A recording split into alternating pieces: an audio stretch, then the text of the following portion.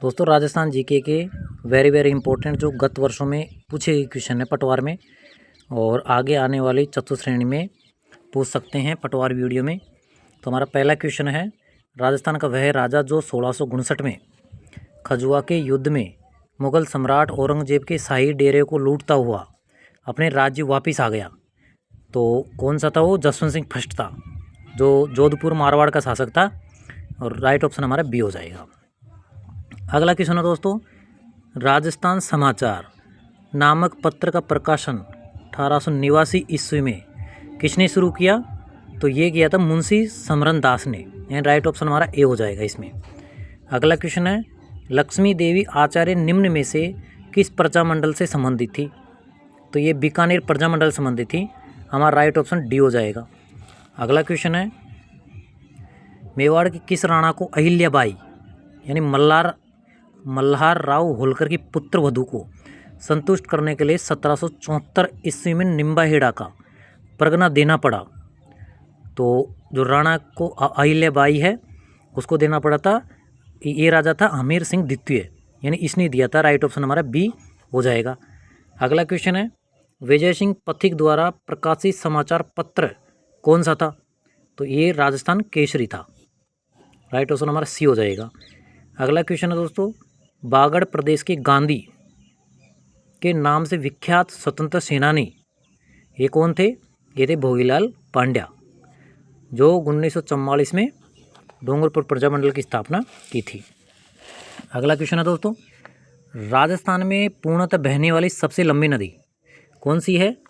Right option B हो जाएगा, यानी कि ये सबसे लंबी नदी है जो राजस्थान में बहती है मात्र। अगला क्वेश्चन है दोस्तों, नागौर का डेगाना क्षेत्र तथा पाली का नाना कराब क्षेत्र किस खनिज से संबंधित है? तो दोस्तों ये किससे है? नागौर का डेगाना और पाली का नाना कराब ये है टंगस्टन से। हमारा राइट ऑप्शन ए हो जाएगा 46 का। फिर है कि मरु अनुसंधान केंद्र स्थित है, तो ये किस में है दोस्तों? ये जोधपुर में है मरु अनुसंधान केंद्र। तो और बाड़मेर में थार का महोत्सव मनाया जाता है और बीकानेर में ऊंट महोत्सव मनाया जाता है और मरु महोत्सव जोधपुर में मनाया जाता है। आगे है दोस्तों, सन 1952 के परिसीमन आयोग ने राजस्थान विधानसभा की सदस्य संख्या कितनी निर्धारित की थी? तो ए की थी 160 और अभी वर्तमान में 200 हैं, तो ये राइट ऑप्शन ए हो जाएगा 48 में। अगला क्वेश्चन है दोस्तों, राजस्थान सूचना आयोग का गठन कब हुआ? तो 2006 में हुआ था, 13 अप्रैल। तो हमारा राइट ऑप्शन ए हो जाएगा दोस्तों इसमें। अगला क्वेश्चन है, तहसील स्तर पर भू राजस्व व्यवस्था हेतु नियुक्त सर्वोच्च अधिकारी है, तो कौन है? तहसीलदार है। राइट ऑप्शन सी हो जाएगा इसमें, यानी भू राजस्व संबंधित है। और गांव में पटवारी होता है, पटवारी के ऊपर गिरदावर और फिर उसके ऊपर तहसीलदार होते हैं। राज्य का मानवाधिकार आयोग के अध्यक्ष व सदस्यों किसके द्वारा हटाया जा सकता है?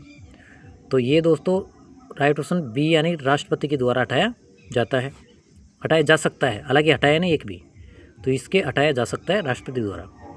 राजस्थान में राज प्रमुख या महाराज प्रमुख का पद का सृजन कब किया गया? तो दोस्तों ये किया गया था 1949 में 30 मार्च को। राइट ऑप्शन हमारा ए हो जाएगा, जब चौथे चरण की स्थापना हुई थी तब महाराज प्रमुख का पद दिया गया था राजस्थान में।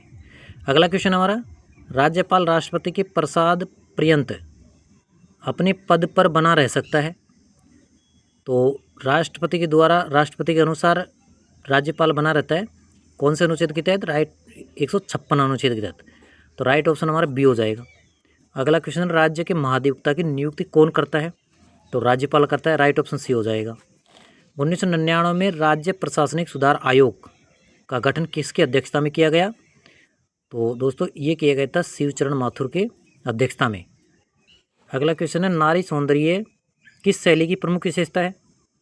तो ये है किशनगढ़ शैली, जो नागरीदास सावंत सिंह जिसको एरिक डक्शन भी कहा जाता है, तो फयाजली इससे संबंधित है किशनगढ़ शैली से। अगला क्वेश्चन हमारा, राजस्थान का प्रथम मंदिर जिसमें निर्माण तिथि अंकित है? तो दोस्तों ये है शीतलेश्वर महादेव का मंदिर, तो इसमें तिथि अंकित है। अगला क्वेश्चन दोस्तों हमारा, मोरचंग है एक, तो मोरचंग कौन सा है? मोरचंग सुशिर वाद्य यंत्र, राइट ऑप्शन सी हो जाएगा। फिर राव जयसिरो छंद के रचयिता कौन है? तो V2 सूजा है दोस्तों, ये राइट ऑप्शन ए हो जाएगा। अगला क्वेश्चन है जैसलमेर की पटुओं की हवेली क्यों प्रसिद्ध है? तो पत्थर की जालियों में की गई कटाई के कारण, यानी राइट ऑप्शन हमारा बी हो जाएगा। पृथ्वीराज विजय की रचना किसने की थी? तो दोस्तों ये की थी जयानक ने, यानी राइट ऑप्शन ए हो जाएगा। अगला क्वेश्चन है किस लोक देवता के मंदिर में उनकी प्रतिमा के स्थान पर ईंटों की पूजा की जाती है? तो ये की जाती है देव नारायण जी के, जो गुज्जरों का आराध्य देव माना जाता है देव नारायण जी। हालांकि मीणा भी मानते हैं और हम भी मानते हैं देव नारायण जी को, लेकिन सामान्यतः ऐसे बताया जाता है कि गुज्जरों का आराध्य देव है, तो इसकी ईंटों की पूजा की जाती है। अगला क्वेश्चन हमारा निम्न में से कौन सा एक युग्म सही सम्मिलित नहीं है?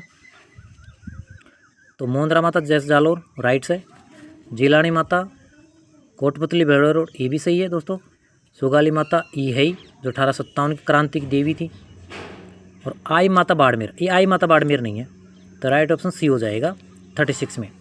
राजस्थान में संगीत से संबंधित जयपुर घराने का प्रवर्तक किसे माना जाता है? तो सूरसेन, फतेह सिंह, इनमें से कोई नहीं है दोस्तों, तो राइट ऑप्शन नंबर डी हो जाएगा, इनमें से कोई नहीं। अगला है जयपुर के में हीर रांझा का तमाशा किस अवसर पर खेला जाता है? तो यह होली के दूसरे दिन यानी दुल्हन के दिन खेला जाता है, राइट ऑप्शन हमारा बी हो जाएगा इसमें। अगला क्वेश्चन दोस्तों, उदयपुर में बड़े आकार के पन्नों का पर चित्रांकन की परंपरा किस शासक के काल में शुरू हुई? तो ये हमीर सिंह सेकंड के काल में शुरू हुई थी, हमारा राइट ऑप्शन सी हो जाएगा इसमें 66 में। 67 में राजस्थान सहित 7 राज्यों 6 राज्य दिल्ली केंद्र शासित प्रदेश से जुड़ने वाले दिल्ली मुंबई इंडस्ट्रियल कॉरिडोर यानी DMIC को विकसित करने में कौन सा देश वित्तीय सहायता दे रहा है? तो इसको दे रहा है दोस्तों जापान, राइट ऑप्शन हमारा ए हो जाएगा। राजस्थान में सोलर रूफ टॉप पावर उत्पादन योजना का क्रियान्वयन किसके द्वारा किया जा रहा है? तो ये किया जा रहा है दोस्तों अक्षय ऊर्जा निगम के, क्योंकि अक्षय को ऐसे ध्यान रखना है कि जहाँ पर भी ऊर्जा की बात आएगी तो अक्षय शब्द को ध्यान रखना, और क्वेश्चन बार बार आया है। तो दोस्तों ये हमारे 30 क्वेश्चन थे राजस्थान जीके के जो आए हुए हैं पिछले वाली एग्जाम में, और आगे भी आ सकते हैं।